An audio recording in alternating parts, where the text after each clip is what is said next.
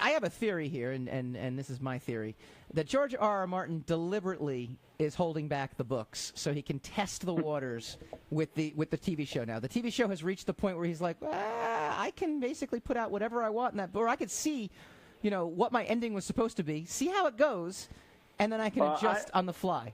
I think that's I'll say this. I'm actually very curious how much of his ending they're going to use, because we do know that since about season 2 or 3, somewhere around there, George sat them down and he gave them the end games for most of the major characters, almost every major character, which, intriguingly, we know that they have to have strayed a little bit, because they're very clear. And, for example, in season 6, we found out what happened to Hodor. Yeah. And they were very clear that George told them that, and that is a very brilliant George R. R. Martin twist. The character everyone enjoys laughing at, making fun of. Sure. Oh, his name and his handicap comes because his rich lord was playing God in time travel and broke the stable boy's brain. Yep. There's something very British about that. and so then, but that's very George R. R. While they very